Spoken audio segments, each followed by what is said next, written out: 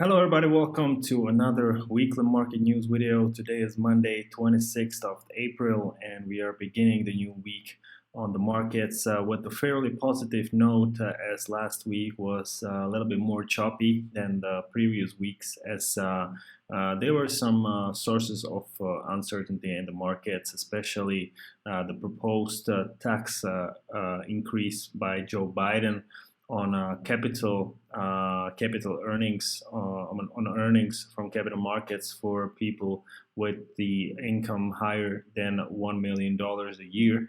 But as you can see, it was more or everything was more or less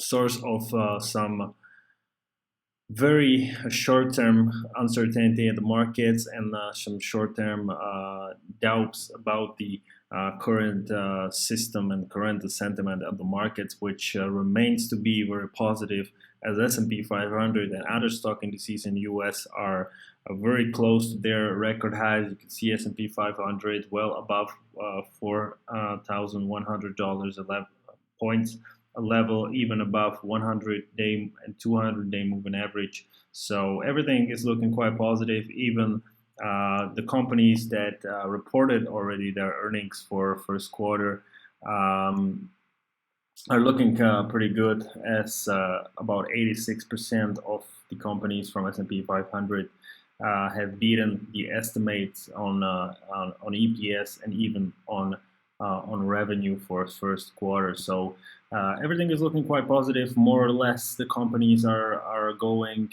into some negative sentiment, as if they are not meeting the expectation for the earnings for the first quarter. For example, Netflix or American Airlines, they all slumped about 10 to 15% last week. So that's something that we have to expect, and more or less something that we will expect also this week, which is very rich.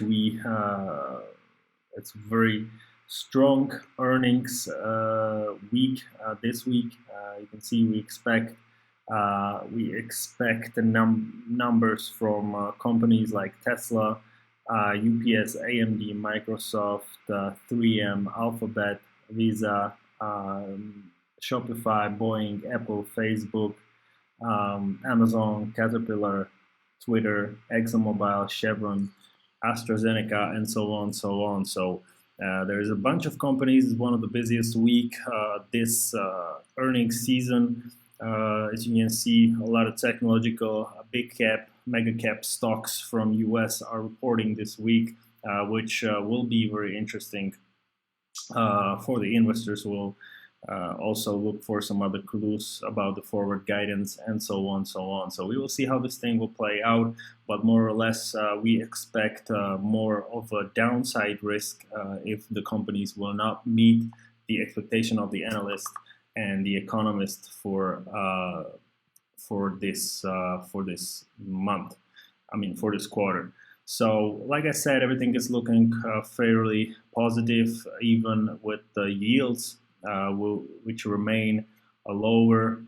They were, for the most of the week, they were below 155 a level, even below 160%. It's still considered to be quite low, as we expect more or less the yields to rise with the expectation of faster economic recovery, which is happening right now. The hard data from US have more or less confirmed that. In the previous weeks, we expect another very interesting data in the week ahead with the inflation data from the PCE index, which is closely watched by Fed.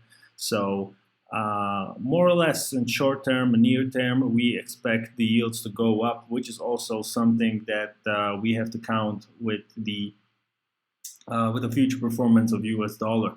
As the euro has hit 121, it keeps on rising. Probably there was some short-term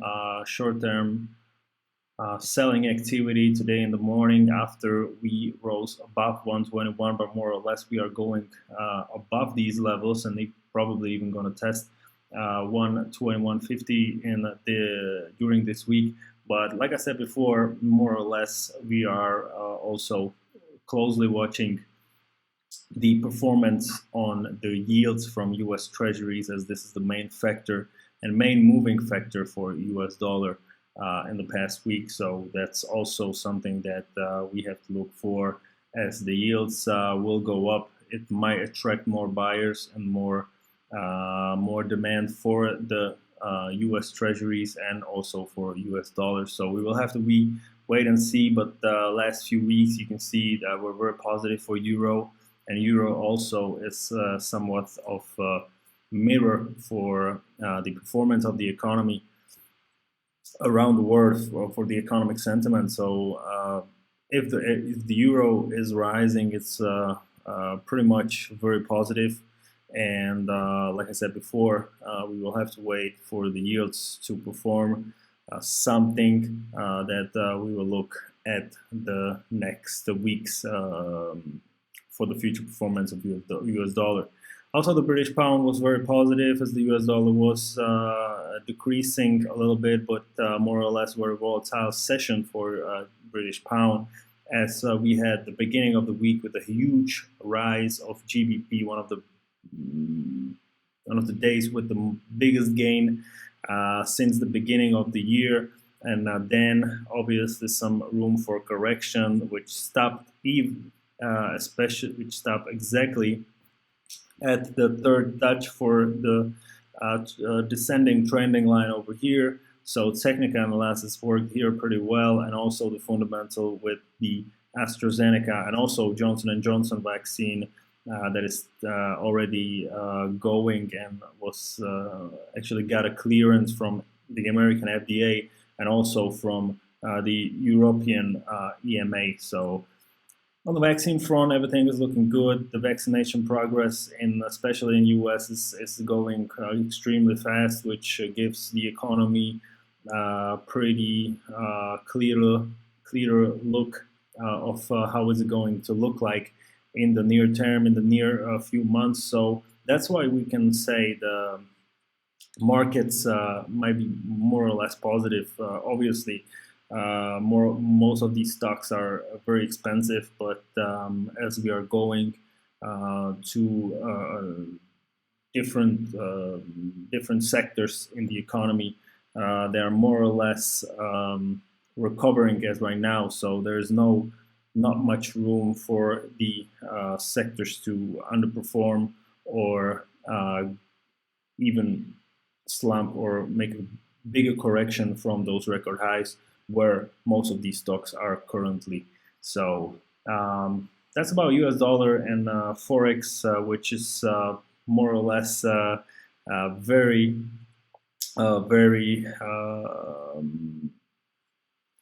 influenced by US dollar and its current performance. So that's what's happening on the Forex.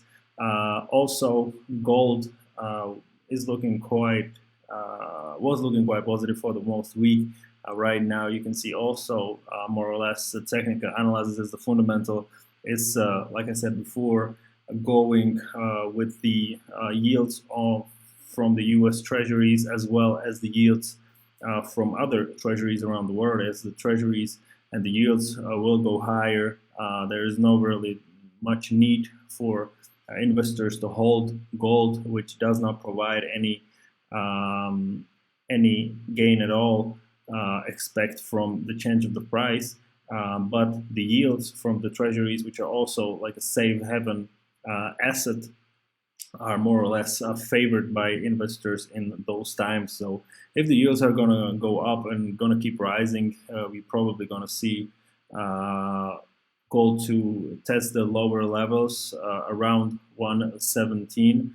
And if the yields probably will go down as they did in the last couple of weeks, you can see the gold was able to get some ground under its legs and test the higher levels. And probably if the yields are going to go even lower, we can see some pretty fast test of 1800 level, which was tested almost last week. You can see we were on 1797 but we are still probably $3 shy from 1800. So let's see how this thing will play out and how the yields will react in the coming weeks.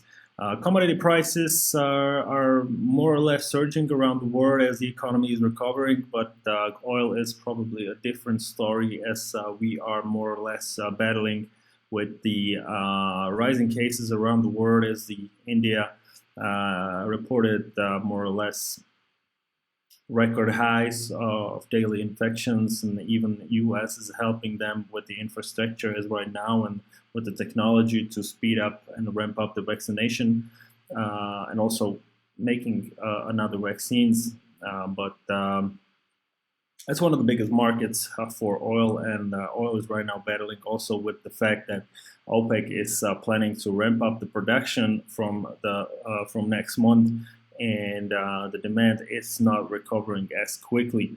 But as most of the European economies are reopening as right now, we can probably see in the near term the rebound of the demand of oil, but also the ramping up the production. So it should more or less be stabilized, and the oil does not really have much space to go above the previous high at around $67.98 a barrel, and it will more or less probably just stabilize around $61 a barrel, where we probably will find the most supply and demand from the markets. You can see the market stayed around $60 a barrel for a good 3 to 4 weeks, which means there is a very fair price for the traders.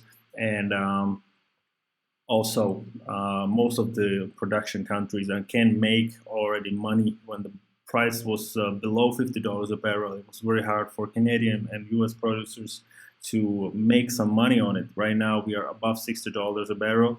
Obviously, the higher the price, the better. But at this point, it's not really much to choose, as the OPEC is controlling the production, and the demand is more or less substituted by obviously the restrictions, the travel restrictions. The planes are not flying yet, so not as frequently as before. So this is everything that puts the pressure on the market as right now. Let's look at the economic calendar for this week. Like I said, we are expecting some interesting data. Today there was a IFO Business Climate Index in Germany. We have durable good orders from US on Tuesday. Bank of Japan will decide about its monetary policy. We have consumer confidence index from US on Wednesday. We have retail sales from US.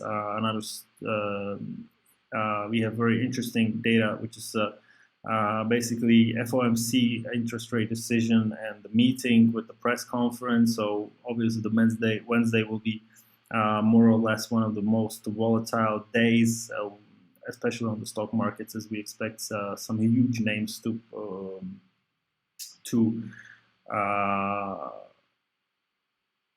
report their earnings for the third quarter.